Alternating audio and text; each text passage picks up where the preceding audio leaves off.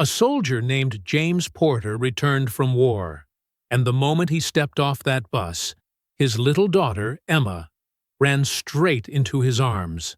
For a heartbeat, it felt like the world stood still.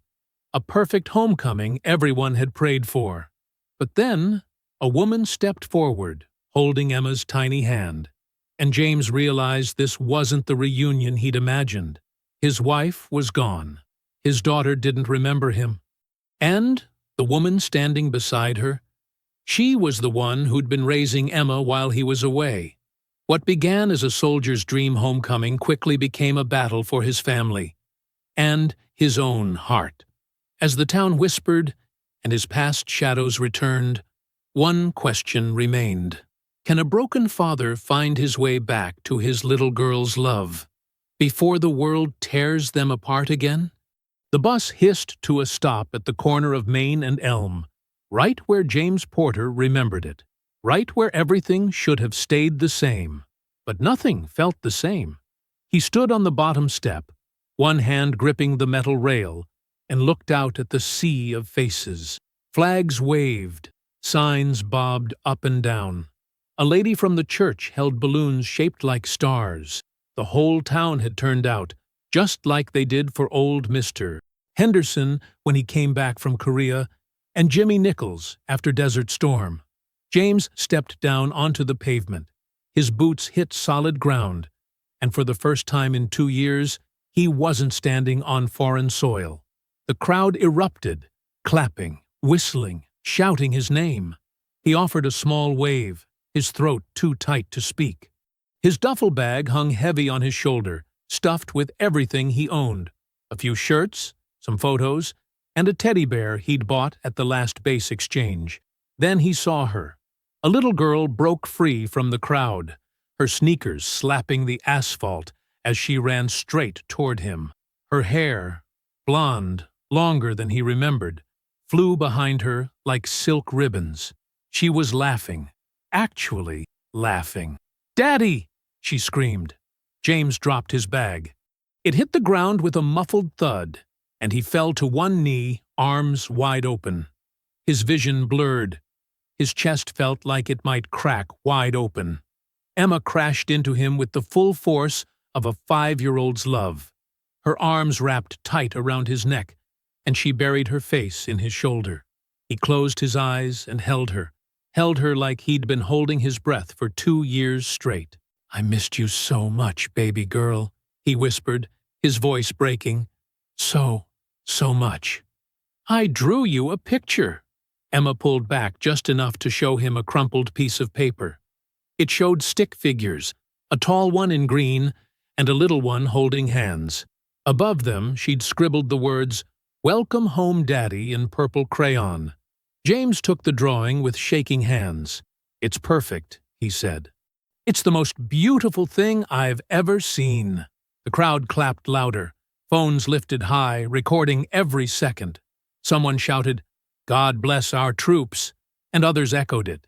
For one shining moment, James let himself believe this was real, that the war was over, that he was home. Then he noticed the woman standing just behind Emma. She was maybe in her early 30s, dressed in a simple blue cardigan and jeans. Her dark hair was pulled back in a ponytail, and her eyes, soft, kind but watchful, stayed fixed on him.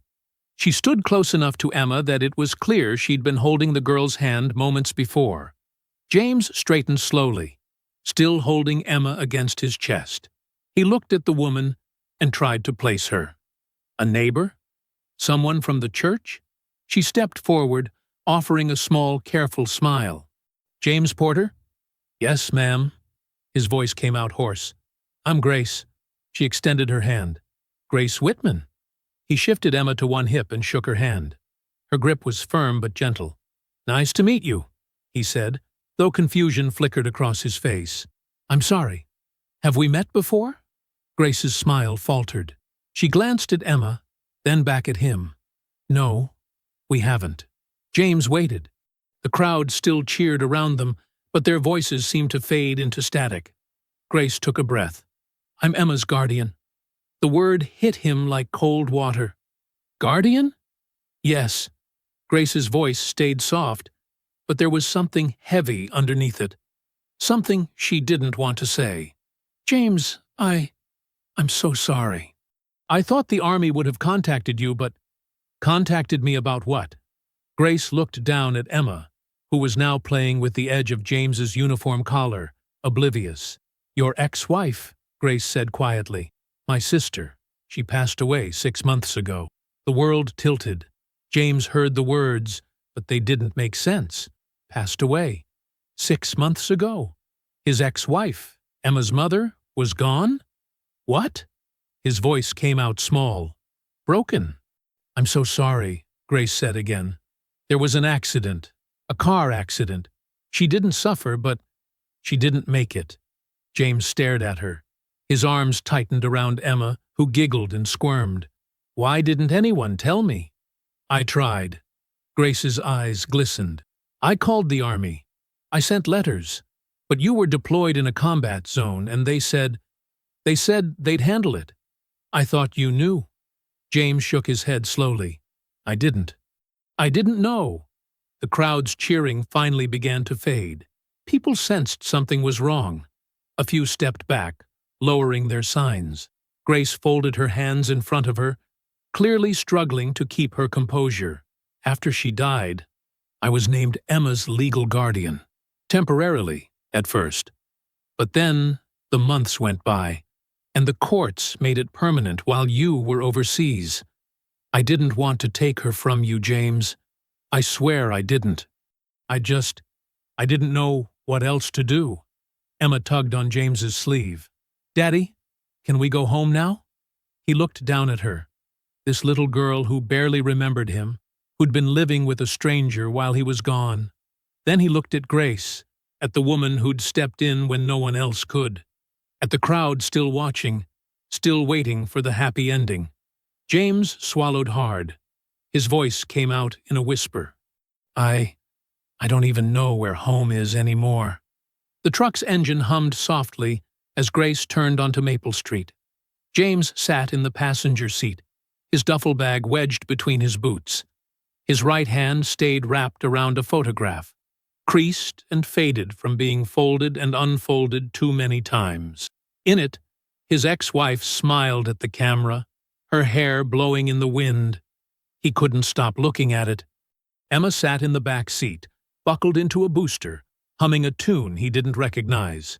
She swung her feet back and forth, her shoes lighting up with every kick. Grace's hands gripped the steering wheel a little too tightly. I really did try to reach you, she said. Her voice was gentle, apologetic. After Sarah died, the army gave me a number to call. I sent letters through the chaplain's office, but they kept telling me you were in a combat zone, and that communication was limited. James nodded but didn't look at her. I was running medical evac missions. Sometimes we'd go weeks without seeing mail. I didn't know what else to do, Grace continued. Emma needed stability. She needed someone. The social worker said if I didn't step in, they'd place her in foster care while they waited for you to come home. You did the right thing, James said quietly. He meant it. But the words still tasted bitter. Grace pulled into the driveway of a small white house with blue shutters. A tire swing hung from the oak tree in the front yard. The porch had a rocking chair and a pot of flowers that had just started to bloom. It looked like home. Just not his. Emma unbuckled herself and hopped out, running straight for the front door. I'm going to show Daddy my room, she called over her shoulder. Grace turned off the engine and glanced at James. Take your time, she said softly. There's no rush. James climbed out of the truck and followed her up the walkway. His boots felt heavy on the wooden porch steps. Inside, the house smelled like vanilla candles and something baking in the oven. The living room was tidy but lived in, a couch draped with a hand-stitched quilt, a basket of toys in the corner, and bookshelves lined with picture books. But what stopped him cold were the walls. They were covered in crayon drawings, dozens of them, rainbows and stick-figure families and lopsided houses.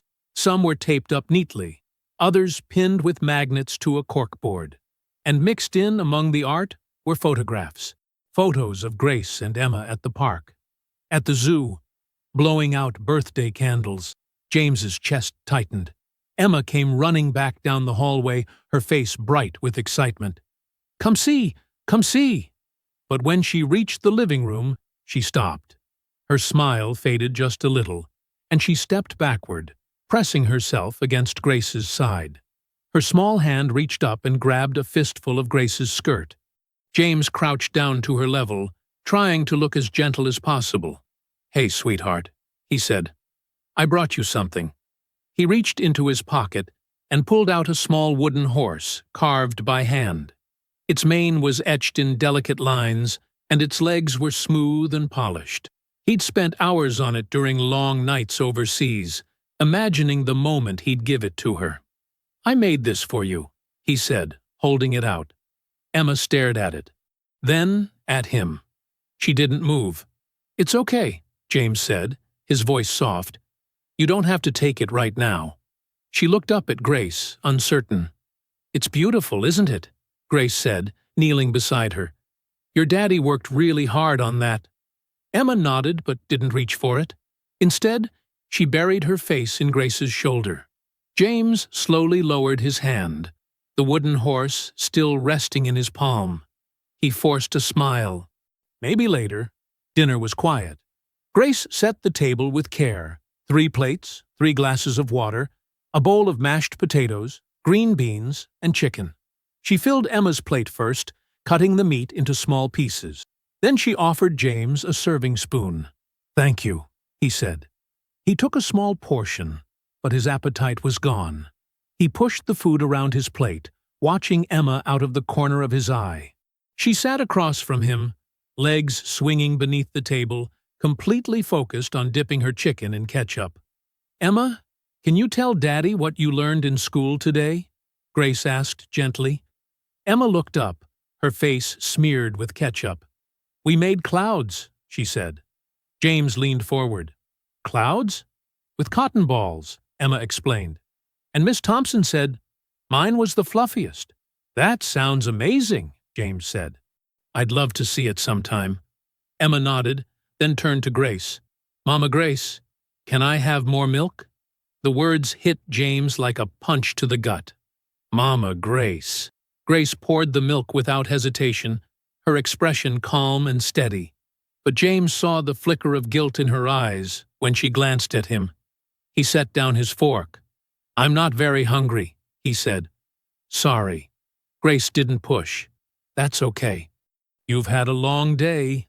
After dinner, Grace led Emma down the hallway for her bath and bedtime routine. James stayed at the table, listening to the sound of running water and Emma's laughter echoing through the house. He heard Grace reading a story, something about a bear and a moon, and Emma's sleepy voice asking questions. When the house finally went quiet, James stepped outside onto the porch. The night air was cool and still. Stars scattered across the sky like spilled salt. He sat down on the top step, resting his elbows on his knees, and stared up at them. Somewhere out there, soldiers were still standing guard, still waiting to come home. The screen door creaked open behind him. Grace stepped out, wrapping a cardigan around her shoulders. She didn't say anything at first, just sat down beside him, leaving a respectful distance between them. James kept his eyes on the stars. "She doesn't even remember me." Grace was quiet for a moment. Then she said softly, "She will. Just give her time." James woke to the sound of laughter, high-pitched and tinny, coming from a television somewhere nearby. His neck ached from the angle he'd slept at, his head propped against the arm of the couch. The blanket Grace had draped over him sometime during the night had slipped down to his waist. He sat up slowly, blinking against the morning light streaming through the curtains. Cartoons. The realization settled over him like something foreign. He'd spent the last 2 years waking to the sound of helicopters and radio chatter. Now it was animated characters singing about friendship. The smell of pancakes drifted in from the kitchen. James stood and folded the blanket, setting it neatly on the armrest. He ran a hand through his hair and walked toward the sound of sizzling butter and Emma's voice repeating lines from the TV. Grace stood at the stove, flipping pancakes with practiced ease.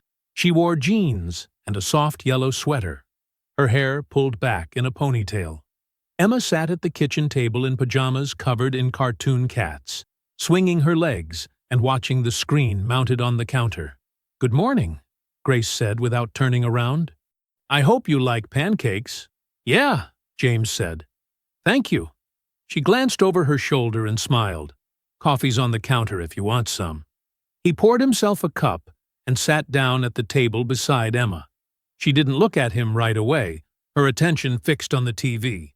But when Grace set a plate of pancakes in front of her, Emma finally turned and studied him with wide, curious eyes. "Morning, sweetheart," James said quietly. "Morning," she whispered back. Grace brought over a bottle of syrup and set it between them. "Emma, can you show Daddy how we pour syrup without making a mess?" Emma nodded seriously and picked up the bottle. She tipped it carefully over her pancakes, her tongue poking out in concentration. A thin stream of syrup spiraled across the stack. "See?" she said proudly. "That's perfect," James said. "Can I try?" She handed him the bottle and he tilted it over his own plate. But his hand slipped just slightly, and the syrup came out too fast, pooling in the center and spilling over the edges. "Oops," he said. Emma giggled, a small, bright sound that caught him off guard. He looked down at the mess on his plate and grabbed the can of whipped cream sitting nearby. Without thinking, he squirted 2 dots for eyes and a curved line for a smile. Emma's giggle turned into a full laugh. "It's a happy pancake." James felt something loosen in his chest. "Yeah," he said. "I guess it is." Grace smiled from across the table, her expression warm but cautious. After breakfast, Grace asked if he wanted to walk Emma to kindergarten. "It's only a few blocks," she said. "We usually go together." James nodded. "I'd like that." They walked side by side down the quiet street, Emma skipping ahead with her backpack bouncing against her shoulders. The morning air was crisp and clean, and the neighborhood looked like something out of a postcard. Neat lawns, white picket fences, American flags hanging from porches. When they reached the school, a line of parents and children stretched along the sidewalk. Some talked in clusters, sipping coffee from travel mugs. Others scrolled through their phones while their kids played tag on the grass. James felt their eyes on him immediately. Whispers rippled through the line. "That's him. The soldier. Emma's dad." Grace gave him a reassuring look and squeezed his arm gently. "Just ignore them." But ignoring them was harder than he expected. A woman with perfectly styled hair and a designer purse approached, her smile bright but strained. "You must be James," she said. "I'm Heather. My son is in Emma's class." "Nice to meet you," James said. "Thank you for your service," Heather said quickly. Then her smile faltered. "It must have been difficult over there. How bad was it? I mean, did you see, combat?" James stiffened.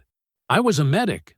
Right, she said, nodding too enthusiastically. "But still, the things you must have seen. I can't even imagine." Grace stepped forward. "Heather, we should probably let Emma get to class." Heather's smile returned, but her eyes lingered on James a moment too long. "Of course. Well, welcome home." She walked away, and James exhaled slowly. "I'm sorry," Grace said quietly. "It's fine," James said. But it wasn't. When they returned home, Grace hesitated at the door. She turned to him, her expression careful. "The principal called this morning." James frowned. "About what?" "He wanted to talk to you before you start volunteering at the school," Grace said. "Something about adjustment, making sure everything's okay."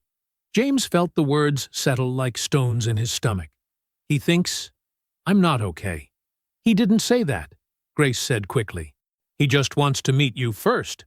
That's all." James looked away, his jaw tight. Right. That night, James lay on the couch in the dark, staring at the ceiling. The house was silent except for the faint hum of the refrigerator and the occasional creak of the floorboards. But inside his head, the noise was deafening. Gunfire, shouting, the sound of helicopter blades cutting through the air, and beneath it all, the cries of children, small voices calling for help in languages he barely understood. He squeezed his eyes shut, trying to push the memories away. But then he heard it. Laughter, faint and distant, echoing down the hallway. Emma's laughter. James opened his eyes and stared into the darkness, his heart pounding against his ribs. 3 days later, James stood on the front porch with a screwdriver in one hand and a can of WD-40 in the other. The screen door had been squeaking for weeks, Grace had mentioned, and he figured it was something he could fix. Something small, something useful. He sprayed the hinges and worked the door back and forth until the sound disappeared. The simple task steadied him, gave him something to focus on. Besides the whispers at school drop-off and the careful way Grace sometimes watched him when she thought he wasn't looking. "What are you doing?" James turned. Emma stood behind him in overalls and mismatched socks, her hair pulled into lopsided pigtails. "Fixing the door," he said. "See? No more squeaking." He demonstrated, and Emma's eyes widened. "It's quiet now." "Yeah," James said. "Sometimes things just need a little attention." "Can I help?" James hesitated, then nodded. "Sure. There's a fence out back that needs mending. You can hand me nails." Emma beamed and ran to get her shoes. They worked together in the backyard, James replacing loose boards, while Emma sat cross-legged on the grass with a coffee can full of nails. She handed them to him one at a time, watching intently as he hammered each one into place. "You're strong," she said. James smiled. "You think so?" "Uh-huh. Mama Grace says soldiers are strong." "Your Mama Grace is pretty strong, too," James said. Emma nodded seriously. "She cries sometimes, at night, but she doesn't want me to know." James stopped hammering. He looked at Emma, and she looked back at him with those big, solemn eyes. "People cry sometimes," James said quietly. "It doesn't mean they're not strong." "Do you cry?" He swallowed hard. "Yeah, sometimes." Emma seemed satisfied with that answer. She handed him another nail. Later that afternoon, they moved to the front porch. Grace had bought white paint for the railing, and James set to work with a brush while Emma helped by dabbing at the lower sections. More paint ended up on her hands than the wood, but she was smiling. "Daddy, you got some on your sleeve," she said, pointing. James looked down. A streak of white paint ran across the cuff of his old army jacket. He laughed, a real, unguarded sound. "Guess I did." Emma giggled and wiped her paint-covered hand on his other sleeve. "Hey," James said, grinning. "Now you're just making it worse." She dissolved into laughter, and James felt something warm settle in his chest. Grace appeared in the doorway, watching them with a soft smile. "Looks like the porch is getting painted." "Eventually." "Eventually," James agreed. Sunday morning came with clear skies and church bells ringing across town. Grace stood in the kitchen, smoothing her dress. "Pastor Franklin came by yesterday," she said. "He invited us to service. I thought maybe we could go. As a family." James looked up from his coffee. The word family hung in the air between them. "You don't have to," Grace added quickly. "I just thought." "I'll go," James said. Emma ran into the room wearing a pink dress and white tights. "Are we going to church?" "We are," Grace said, kneeling to fix Emma's collar. James set his cup down and tried to ignore the knot forming in his stomach. The church sat at the end of Main Street, its white steeple rising above the trees. People gathered on the steps, shaking hands and chatting in the sunshine. When James, Grace, and Emma approached, heads turned. Pastor Franklin stepped forward immediately, his smile genuine. "James Porter, welcome home, son." He shook James's hand warmly. "We're honored to have you with us." "Thank you, sir," James said. Others crowded around, neighbors, shopkeepers, people James vaguely remembered from before deployment. They thanked him for his service, asked about Emma, told him how happy they were to see him back safe. It felt almost normal, until an older man stepped out from the crowd. He was tall and broad-shouldered, with gray hair and eyes like chips of ice. He looked at James with an expression that wasn't quite hostility, but wasn't welcome either. Grace's smile faltered. "Dad." The old man nodded curtly at James. "Soldier." "Sir," James said. Grace's father didn't extend his hand. He looked James up and down, then turned to Grace. "We should find our seats." After the service, James waited outside while Grace gathered Emma's things from the Sunday school room. He stood beneath a tree, watching families pile into cars and head home for lunch. Grace's father appeared beside him. "You planning to stick around?" the old man asked. James turned. "Yes, sir." The older man studied him for a long moment. "Grace is a good woman. Too good, maybe. She sees the best in people." "I know," James said. "You don't know what you brought back with you," Grace's father said quietly. "Men like you don't come back whole. And I won't let my daughter, or that little girl, get hurt because she's too soft-hearted to see danger." James's jaw tightened. "I'm not a danger to them." The old man's expression didn't change. "We'll see." He walked away, just as Grace emerged from the church, Emma skipping beside her. That evening, James sat on the porch steps, staring at nothing. Inside, he could hear Grace's voice through the open window, low and tense. "He's trying, Dad. Can't you see that?" "I see a man carrying too much weight," her father replied. "And when men like that break, everyone around them gets hurt. That's not fair." "Life isn't fair, Grace, but I won't stand by and watch you make the same mistake your sister did." James stood and turned away, his hands curling into fists. Headlights swept across the lawn. A mail truck pulled up to the curb. The driver stepped out, walked to the mailbox, and slid an envelope inside before driving away. James walked over slowly and pulled it out. The return address made his blood run cold. State Child Services Department. Morning light filtered through the trees, casting dancing shadows across the porch. James sat on the top step with a mug of coffee, watching Emma chase butterflies in the front yard. She jumped and giggled, her arms outstretched, trying to catch the yellow ones that always seemed to float just out of reach. For a moment, everything felt almost right. The screen door opened behind him. Grace stepped out, still in her robe, holding a white envelope. Her face was pale. "This came for you," she said quietly. James set down his coffee and took the envelope. His name was typed across the front in official black letters.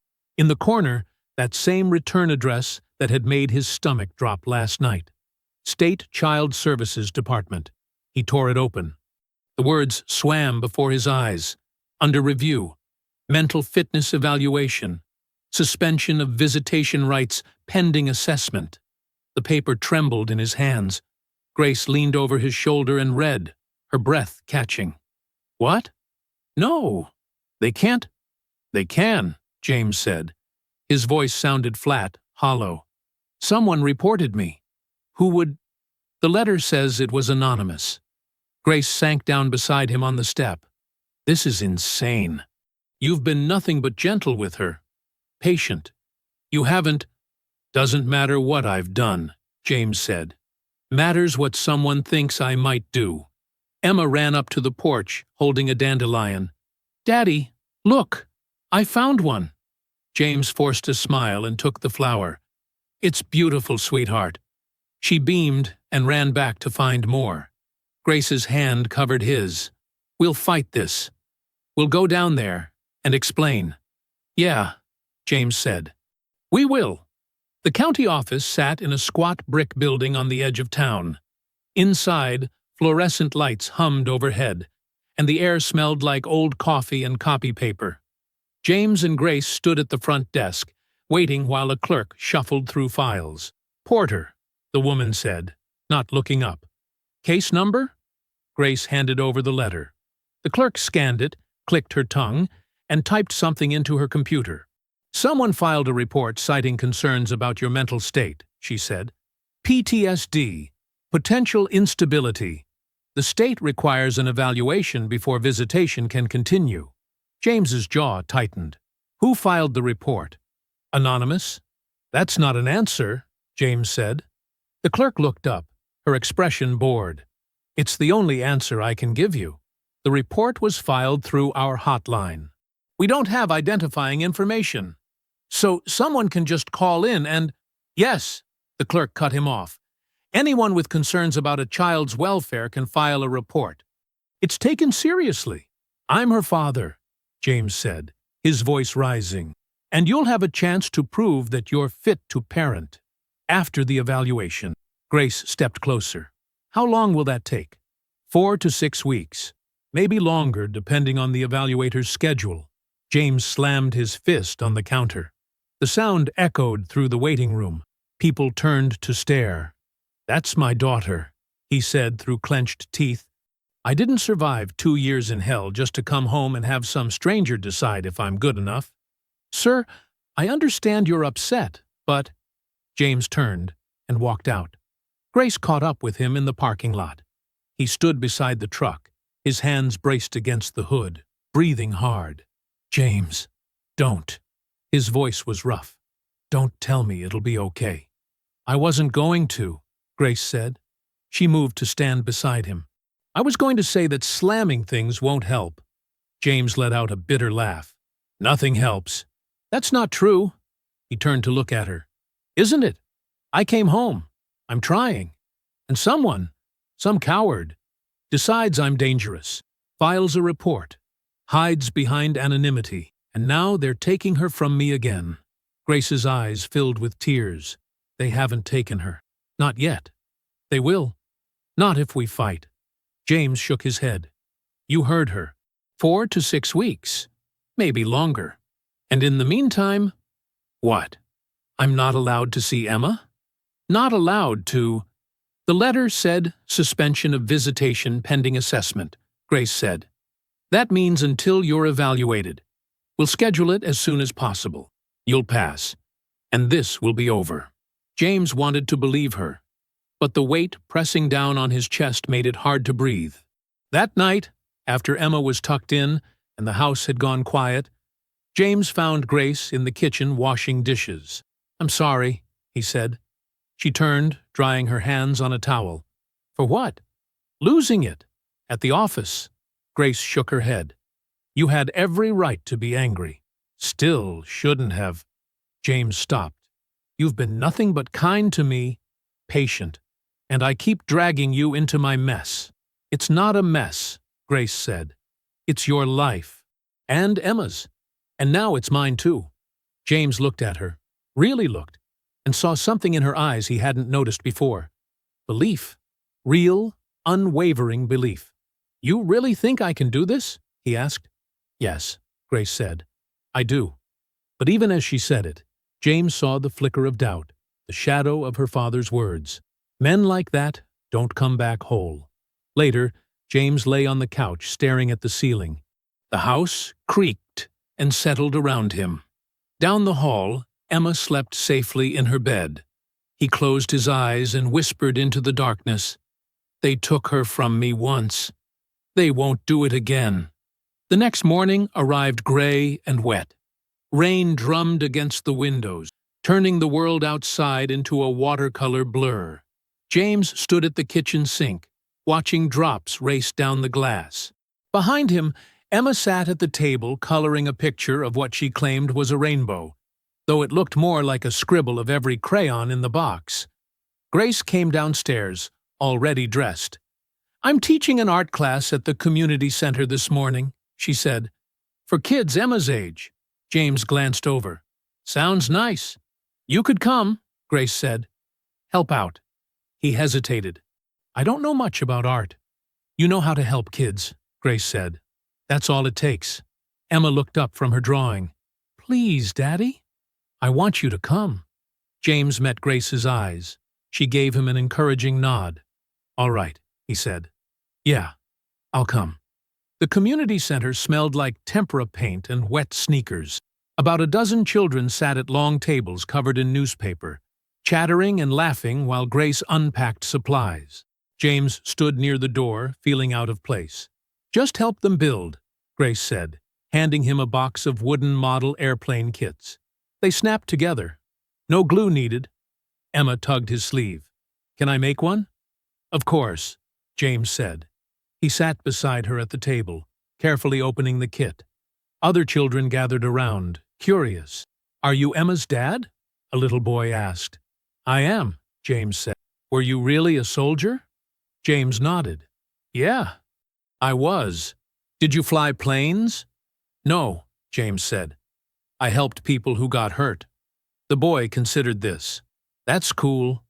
James helped Emma sort the pieces: wings, tail, propeller.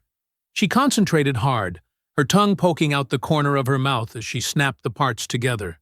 "Look, Daddy," she said, holding up the fuselage. "It's working." "You're doing great," James said. Across the table, another child struggled with a stubborn piece. James leaned over and showed him how to line up the notches. The boy grinned when it clicked into place. One by one, the children brought their half-finished planes to James, asking for help. He showed them patiently, never rushing, always praising their efforts. Grace stood near the supply shelf, watching. Her heart softened as she saw him kneel beside a shy girl who'd been too afraid to ask for help. He spoke to her gently, guiding her hands until the wings snapped on. The girl beamed. He wasn't broken. He was just carrying weight no one else could see. When it came time to paint, Emma chose red and blue. "What are you making?" James asked. "Daddy's plane," she said. She painted careful stripes, her face serious with concentration.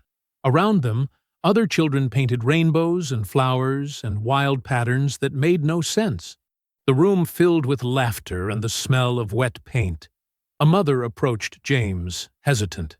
"You're really good with them." James glanced up. "Just trying to help." "Well," she said, "it's nice to see. My son talks about you.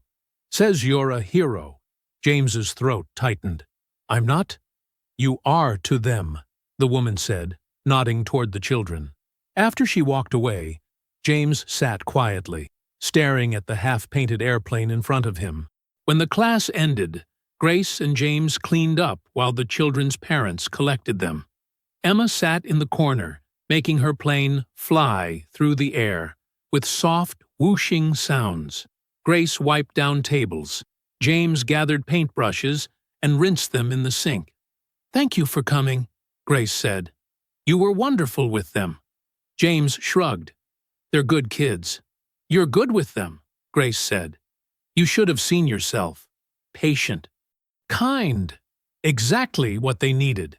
James set the brushes aside, his hands gripping the edge of the sink. "I keep having these nightmares," he said quietly. Grace stilled. "There was a mission," James continued. His voice was low, steady, like he was reading from a report. "We were clearing a village. There was a boy, maybe 7, maybe younger. He ran out into the street and His voice cracked. "I couldn't get to him in time." Grace moved closer. "I see his face," James whispered. "Every night. I hear him calling for help and He stopped, his jaw working. "I couldn't save him." Grace reached out and touched his hand softly. Her fingers were warm against his. "Maybe saving one now will help heal that," she said. James looked at her. Rain blurred the windows behind them. Emma hummed in the corner, her airplane soaring through imaginary skies. He didn't say anything, but his hand turned over beneath Grace's, holding on. They drove home in silence, rain tapping the windshield. The wipers swept back and forth in a steady rhythm. In the back seat, Emma slept, her head tilted against the car seat, the small red and blue airplane clutched in her hand. Grace glanced over at James. His eyes were on the road, but something in his expression had softened. She smiled quietly and turned back to the rain-soaked streets ahead. 2 days later, the whispers started. James noticed them first at the grocery store. Two women in the produce aisle stopped talking when he walked past. Their eyes followed him. One whispered something to the other, who shook her head sadly. He grabbed milk and bread and left quickly. By afternoon, Grace received a phone call from the elementary school principal. She listened, her face growing pale, then thanked him quietly and hung up. James sat at the kitchen table, fixing a broken toy car for Emma. "That was the school?" Grace said softly. James looked up. "They're withdrawing your volunteer application." His hands stilled. "Why?" Grace hesitated. "Someone told them you lost control at the county office, that you were aggressive." "I slammed my hand on a counter," James said. "Once?" "I know." "That's it," James said. "I didn't yell, didn't threaten anyone." "I know," Grace repeated. She sat down across from him. "But people are talking, and once they start, they don't stop," James finished. His jaw tightened. He set the toy car down carefully. "I understand." "James?" "It's fine," he said. But his voice was flat, empty. At dinner, Emma pushed peas around her plate with her fork. "Miss Sarah's mom said you got mad at people," Emma said. James froze, his fork halfway to his mouth. Grace glanced between them, her chest tight. "Who told you that?" James asked quietly. "Miss Sarah," Emma said. At recess, she looked up at him with wide, uncertain eyes. "Daddy, why are people scared of you?" The question hung in the air like smoke. James set his fork down. He stared at his plate, unable to meet his daughter's gaze. "I don't know, sweetheart," he whispered. Emma frowned. "But you're nice." James's throat closed. He pushed back from the table. "Excuse me." He walked to the bathroom and shut the door. Grace listened to the water run. It ran for a long time. After Emma went to bed, James stood at the front door, pulling on his jacket. "Where are you going?" Grace asked. "For a walk." "James, I just need some air," he said. He didn't look at her. The door closed softly behind him. Grace stood in the hallway, her hands clasped together, worry knotting in her stomach. James walked through the quiet streets, his breath misting in the cool night air. His boots echoed on the sidewalk. He didn't know where he was going until he arrived. The War Memorial stood in the center of the town square. A simple granite wall with names carved into its surface. A small light illuminated it from below. James approached slowly. His eyes scanned the names. Some he recognized. Some he'd served with. Some he'd held as they died. He knelt on the damp grass and reached out, tracing the letters with his fingertips. PFC Marcus Chen, Sergeant David Rodriguez, CPL, Sarah Mitchell. The tears came suddenly, hot and silent. They spilled down his cheeks and onto the stone. "I'm sorry," he whispered. "I'm so sorry." He didn't know if he was apologizing to them or to himself. The night pressed around him, cold, dark, suffocating. He stayed there, kneeling in the grass, as the tears kept falling. Grace found him an hour later. She'd driven around town searching, her worry growing with every empty street. When she spotted him at the memorial, relief and heartbreak flooded through her. She parked and walked quietly across the grass. James didn't look up. His shoulders were hunched, his head bowed. Grace knelt beside him. "James," she said softly. He wiped his face roughly with his sleeve. "I'm fine." "You're not," Grace said. He shook his head. "I don't know how to do this." "Do what?" "Be here," James said. His voice cracked. "Everyone thinks I'm dangerous. My own daughter is scared because other people tell her to be. I came home to be her father, and instead I'm—" He stopped, his hands trembling. "I'm making everything worse." "That's not true," Grace said.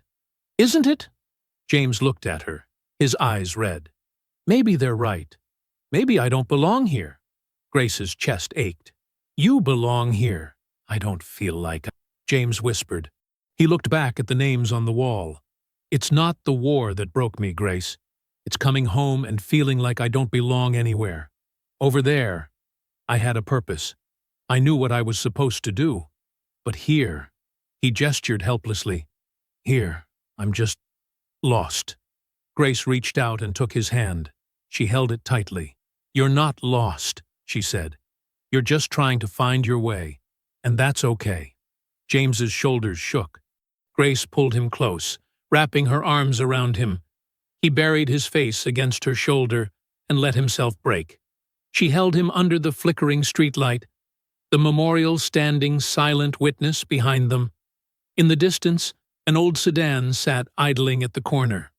Inside, Grace's father watched the scene unfold, his daughter embracing the soldier, their silhouettes soft against the night. His jaw worked. His hands gripped the steering wheel.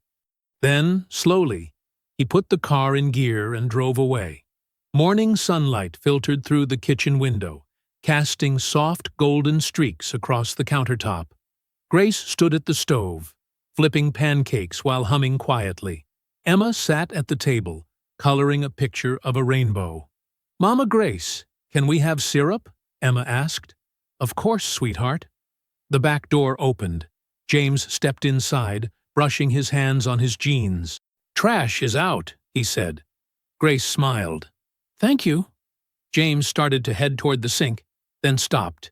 He turned back toward the door. "What's wrong?" Grace asked. James didn't answer.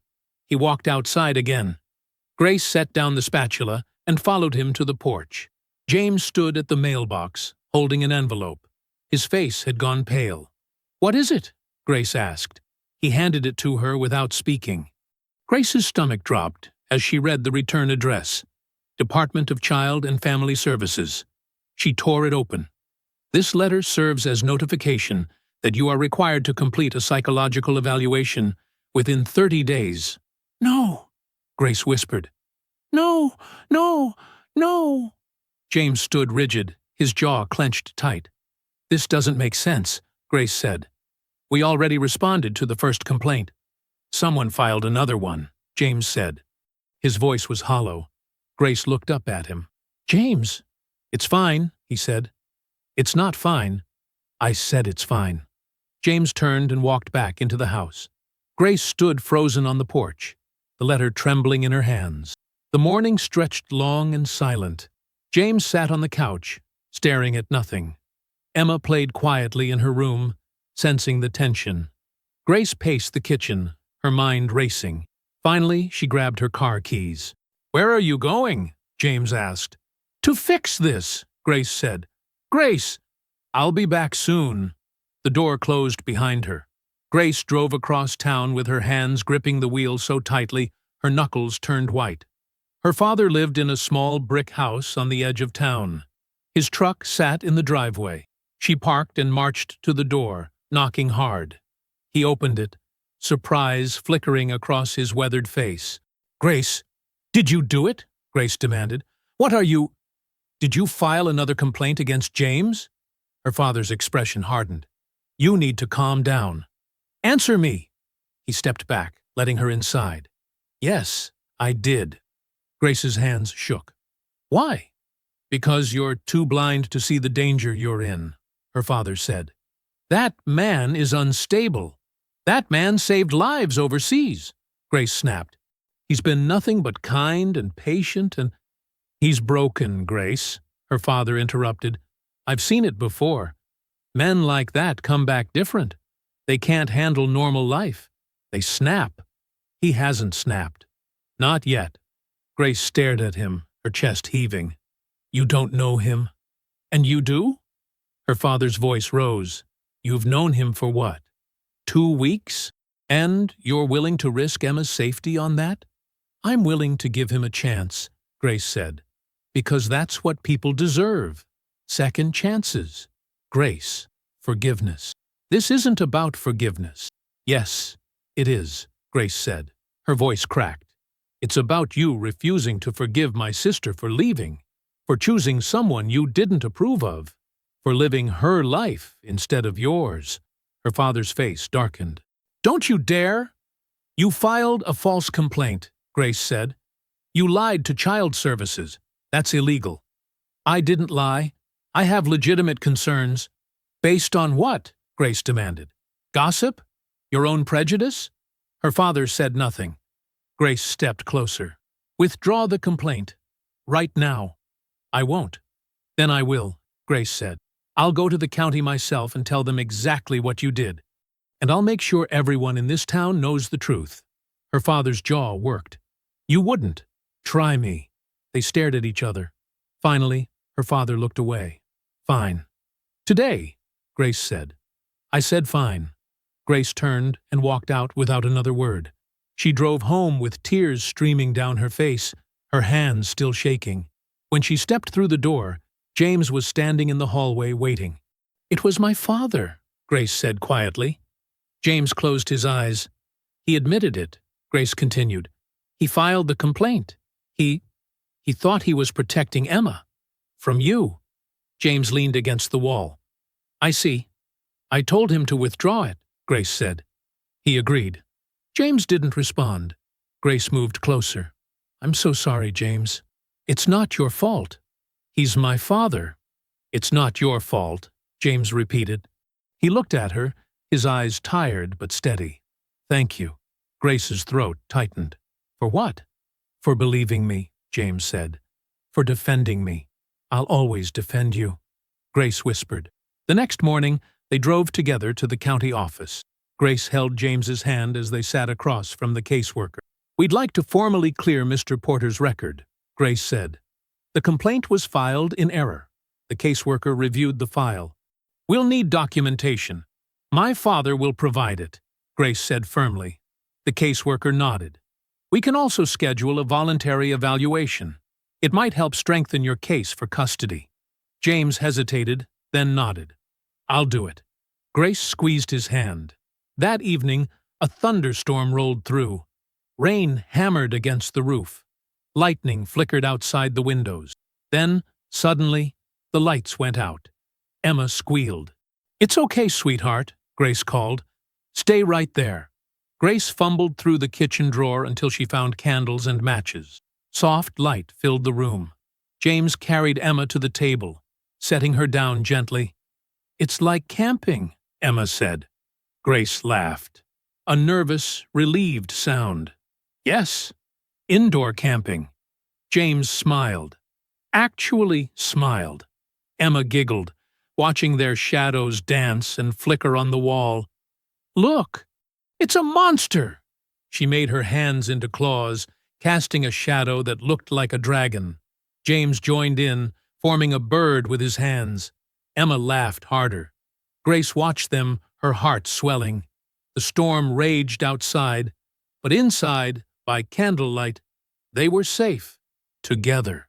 The park stretched wide and green under a cloudless sky. Grace spread a checkered blanket beneath an old oak tree, while Emma ran circles around her, arms outstretched like airplane wings. Careful, sweetheart, Grace called. James carried the picnic basket from the car, his steps lighter than they'd been in weeks. Is he here yet? Emma asked, bouncing on her toes. I'm right here, little bird, James said. Emma spun around. Daddy! She ran to him, and he knelt down to meet her. She threw her arms around his neck. Grace's heart squeezed. We brought sandwiches, Emma announced, and cookies, and juice boxes. Sounds perfect, James said. They settled on the blanket. Grace unpacked the food, while Emma chattered about everything and nothing. Her favorite crayon color, a story from school, a ladybug she'd found yesterday. James listened to every word. Grace handed him a sandwich, turkey and Swiss. Your favorite, according to Emma. James raised an eyebrow. How'd you know that? I told her, Emma said proudly. Remember? You said so when we had dinner that one time. James smiled. You remember that?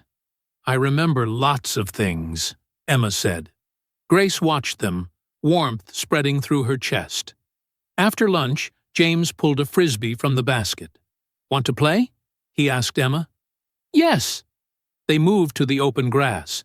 James tossed the disc gently. Emma ran after it, her laughter bright as bells. Grace sat on the blanket, watching. James showed Emma how to flick her wrist. The frisbee wobbled through the air. Emma squealed, "I did it! Mama Grace, did you see?" "I saw!" They played for 20 minutes, Emma's giggles carrying across the park. Then James said, "Want to try something?" "What?" "Hold your arms up." Emma lifted her arms. James scooped her up and spun her in a slow circle. She shrieked with delight. "I'm flying!" "You're flying," James agreed. He lifted her higher. Emma spread her arms wide, her face tilted toward the sun.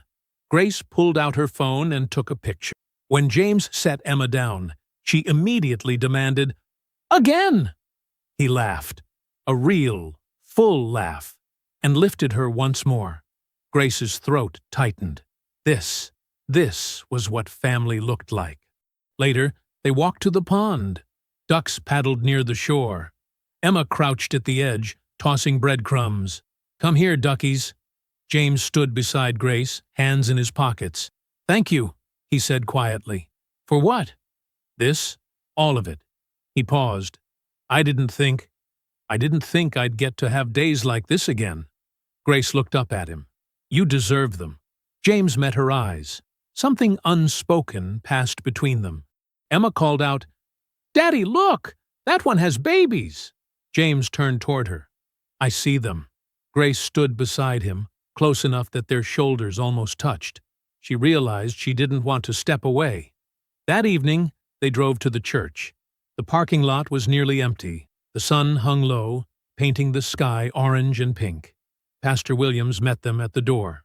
"Grace, James, Emma, come in." They followed him to his office. Papers and books covered the desk, but he moved a stack aside to make space. "I wanted to thank you," James said, "for helping with the court paperwork." Pastor Williams waved a hand. "It was nothing." "It wasn't nothing to me," James said. The pastor smiled. "Then you're welcome." Emma tugged on Grace's sleeve. "Can I draw?" "Of course." Grace pulled crayons and paper from her bag. Emma settled on the floor, humming to herself. Pastor Williams leaned back in his chair. "Actually, I wanted to talk to you about something." "What's that?" Grace asked. "Next Saturday, the community's hosting a veteran fundraiser. A parade, some booths, live music. We're raising money for wounded soldiers coming home." James shifted. "That's good. I'd like you to be there," Pastor Williams said. James hesitated. "I don't know." "Not as a speaker," the pastor clarified. "Just as part of the community. People need to see that healing is possible. That soldiers aren't broken. They're human." Grace touched James's arm gently. James looked down at Emma, still coloring peacefully. "We'll go together," James said finally. "The three of us." Emma looked up. "Go where?" "A parade," James said. "Next Saturday. Can I get a balloon?" James smiled. "Yes, little bird. You can get a balloon."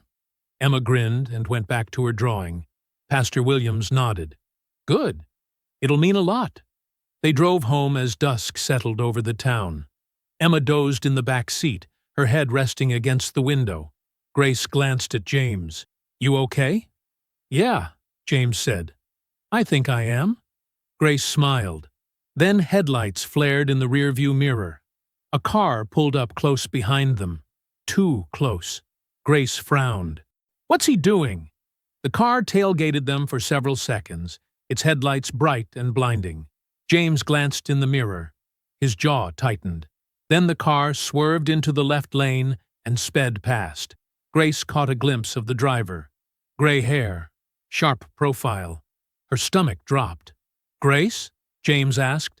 She gripped the steering wheel tighter. "It's nothing." But her heart pounded. The car disappeared around the bend ahead. Grace forced herself to breathe. Beside her, James watched the road in silence. The town square glowed like a carnival under strings of white lights. Music still echoed faintly from the bandstand, though most of the crowd had gone home. James carried the last box of canned goods toward his truck. Emma's hand tucked sleepily in his. "I'm tired, Daddy." she murmured. I know, little bird. Almost done.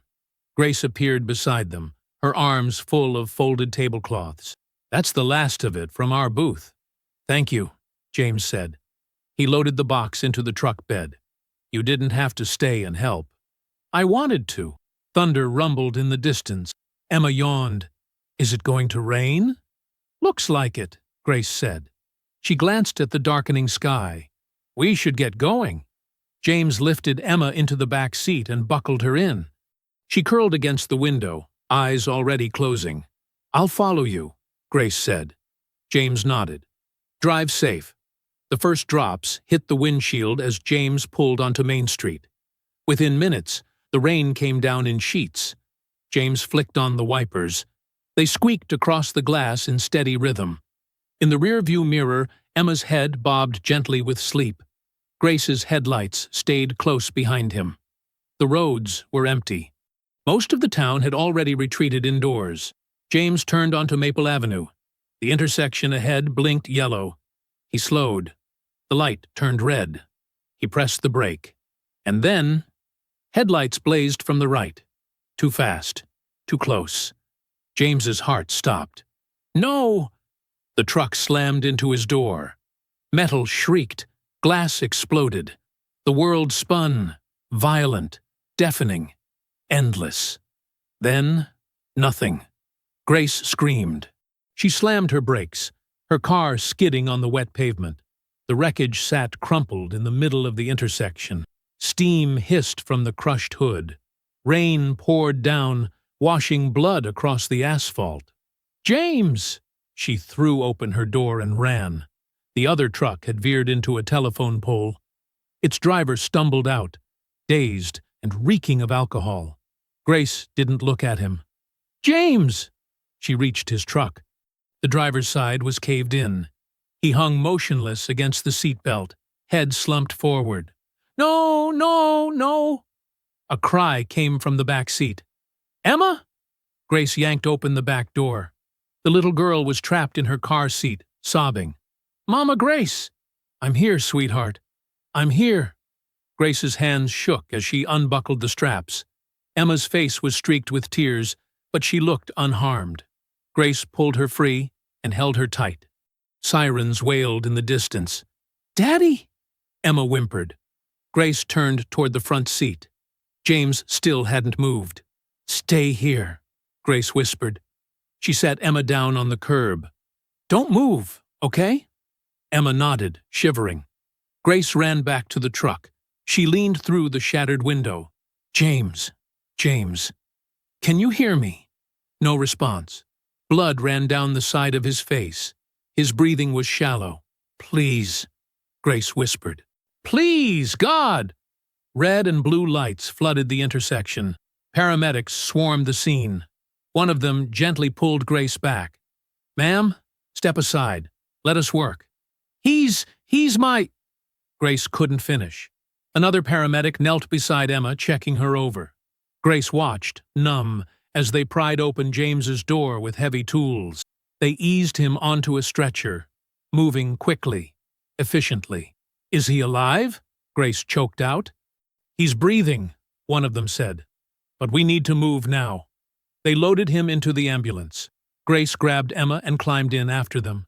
The hospital smelled of antiseptic and fear. Grace sat in the waiting room, Emma curled in her lap. The little girl had finally cried herself to sleep. A nurse had checked Emma thoroughly. Bruises, nothing more. A miracle. But James... Grace stared at the double doors leading to the emergency wing. Hours passed. Pastor Williams arrived. Grace's father came too, his face pale and drawn. He said nothing, just sat beside her. Finally, a doctor emerged. Grace stood. Is he... He's alive, the doctor said. Unconscious, but stable. Multiple fractures, internal bleeding. We've got him stabilized for now, but the next 24 hours are critical. Grace's knees buckled. Her father caught her. Can I see him? Grace whispered. The doctor hesitated. 5 minutes. James lay motionless in the hospital bed. Tubes and wires connected him to machines that beeped in steady rhythm. Bandages wrapped his head and chest. Grace approached slowly. She sank into the chair beside him and took his hand. It was warm. "James," she whispered. The monitor beeped. Grace's tears fell freely now. "You came home once." Her voice broke. "Please, come home again." She bowed her head over their clasped hands, and she prayed. 3 days crept by like shadows through fog. James woke on the third morning to pale sunlight filtering through hospital blinds. His body felt heavy, distant. Pain throbbed dully through his ribs and leg. A nurse checked his vitals. "Welcome back," she said gently. He tried to speak. His throat was dry. She helped him sip water. "You're lucky to be alive." Lucky. The word sat strange in his chest. Emma visited that afternoon. Grace held her hand as they entered the room. The little girl stopped in the doorway, eyes wide. "Hi, little bird," James whispered. Emma clutched a piece of construction paper covered in crayon flowers. She stepped forward slowly. "I made you this." James took it with trembling fingers. "It's beautiful." Emma climbed carefully into the chair beside his bed. "Does it hurt?" "A little." She touched the cast on his leg. "Mrs. Peterson said you're a hero. She said heroes always get hurt, but they get better." James's throat tightened. "Mrs. Peterson's right." Emma pulled more cards from Grace's bag. Stacks of them, folded and decorated with glitter. "Everyone at school made these." James looked through them one by one. "Get well soon, Mr. Porter. Thank you for being brave. We're praying for you." Grace watched from the foot of the bed, her eyes soft. "Thank you," James said quietly. Emma settled against the chair. "Can I stay?" "As long as you want." The next morning, Grace arrived early. Emma was at school. James watched her enter with something in her hands, a small wooden box. "I found this in your duffel bag," Grace said. "I wasn't snooping. I was looking for clean clothes to bring you." She set the box on the bedside table. James stared at it. "It's full of letters," Grace said softly. "Addressed to Emma." He closed his eyes. "I never sent them." "I know." Grace sat down. Would you mind if I read them?" He didn't answer for a long time. "Please," Grace whispered. James nodded. She opened the first letter carefully. The paper was worn, creased from being folded and unfolded many times. Grace began to read aloud. "Dear Emma, today I saw a little girl who reminded me of you. She had your laugh. I hope you're laughing right now, wherever you are. I hope you're safe and warm and loved. I think about you every day. When the sun sets here, I imagine you playing in the backyard, catching fireflies like we used to. Do you still do that? I miss you more than words can say. Love, Daddy." Grace's voice wavered. A nurse passing in the hallway slowed, listening. Grace read another. "Dear Emma, I met a medic today who has a daughter your age. He showed me pictures. She has a gap-toothed smile just like yours. It made my heart ache. I want you to know that even when I'm far away, you're always with me. In every sunrise, in every star. I'm doing everything I can to come home to you. Love, Daddy." James turned his head toward the window. His jaw tightened. Grace's hand found his. She returned the next day and read more. The letters painted a portrait of a man fighting 2 wars, one overseas, one inside himself. Each word bled with longing and love. "Dear Emma, I saved a boy today. He was about 7. He had your eyes, big and brown and scared. I thought about you the whole time. I thought, what if this was my little bird? What if someone somewhere is doing this for her? If I ever make it home, I'll build her the safest world I can. Love, Daddy." Grace's voice broke. She covered her mouth, tears streaming. James's hand tightened around hers. "You already did," he whispered. Grace looked up. "You kept her safe when I couldn't," James said. His eyes were wet. "You gave her a home. You gave her love. You did what I couldn't." Grace shook her head. "James, thank you," he said. For everything. She leaned forward, pressing her forehead to his hand. They stayed like that for a long time. That evening, Emma returned after school. She climbed onto the bed carefully, snuggling against James's good side.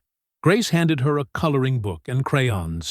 Emma drew while James rested, his fingers tangled gently in her hair. Grace sat nearby, watching them. After a while, Emma held up her newest drawing. 3 stick figures stood beneath a rainbow.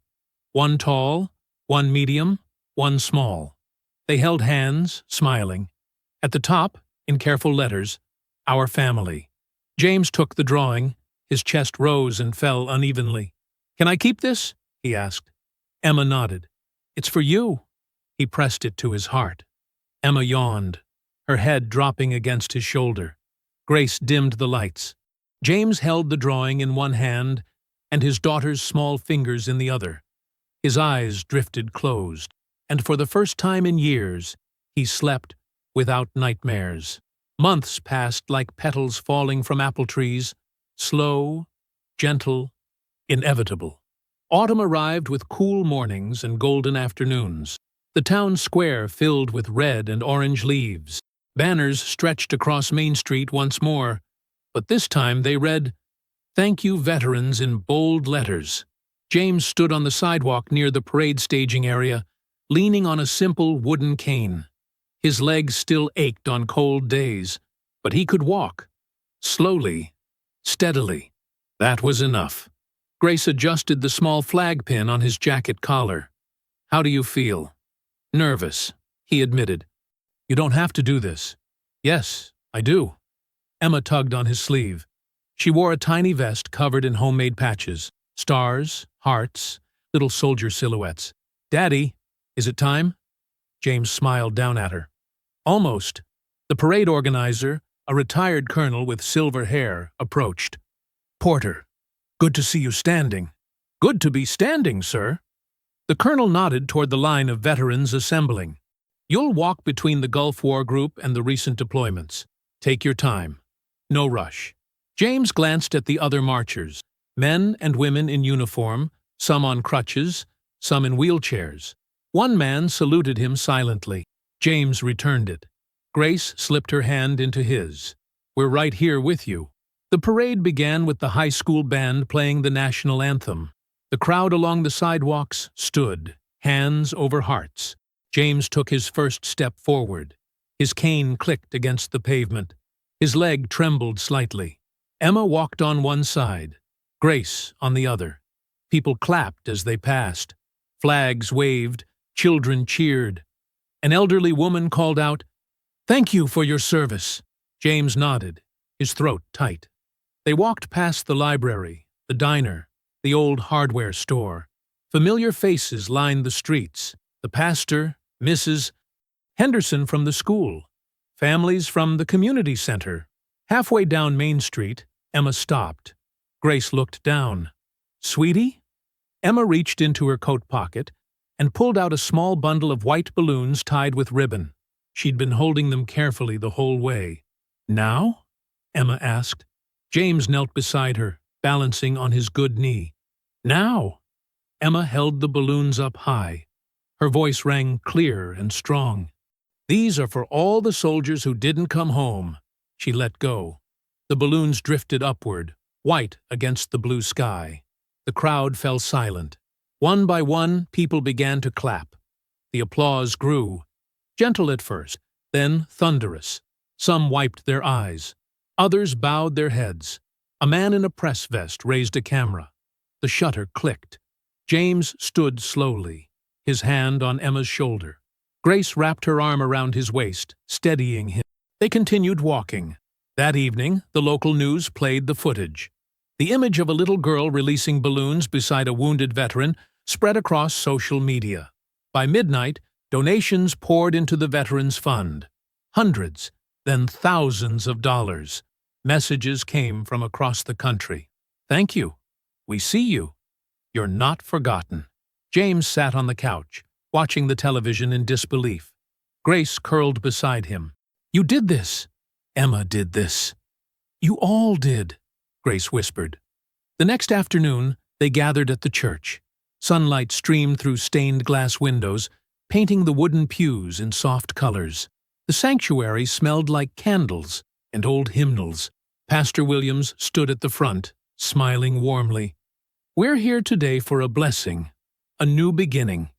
James, Grace, and Emma stood together near the baptismal font. The pastor dipped his hand in the water and made the sign of the cross on Emma's forehead. "May you grow in faith, hope, and love." Emma giggled softly. He blessed Grace next, then James. "May this family be a light in the darkness. May love bind what was broken." The small congregation, neighbors, friends, Grace's father standing stiffly in the back, murmured, "Amen." As the service ended, James reached into his pocket. His hand shook slightly. Grace noticed. "James?" He turned to her, his eyes bright. Then he knelt, carefully, slowly, on one knee. The church went silent. Emma gasped. "Daddy!" James pulled out a simple silver ring. "Grace, I've spent my whole life fighting, but the only battle I want now is the one to be worthy of you, to be the man you and Emma deserve." His voice cracked. "No more battles, just home. Will you marry me?" Grace's hands flew to her mouth. Tears streamed down her face. "Yes," she whispered. "Yes." James slipped the ring onto her finger and stood. She threw her arms around him, laughing and crying at once. Emma hugged them both, squealing with joy. The congregation erupted in applause. That night, stars filled the sky like scattered diamonds. James stood on the porch, the wooden boards creaking beneath his weight. The autumn air was cool and clean. Grace stepped outside carrying 2 mugs of tea. Emma followed, wrapped in a blanket.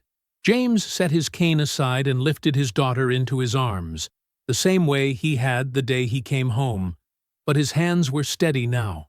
His heart was whole. Emma looked into his eyes, her small hand resting on his cheek. "Daddy came home," she said softly, "and he's staying." James held her close, breathing in the scent of her hair. "I'm staying." Grace wrapped her arms around them both.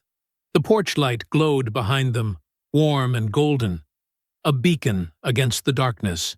And for the first time in longer than James could remember, he felt peace settle into his bones like a prayer finally answered. I hope you enjoyed that story. Make sure to like and subscribe so that you do not miss out on tomorrow's story. In the meantime, I have handpicked 2 stories for you that I think you will enjoy.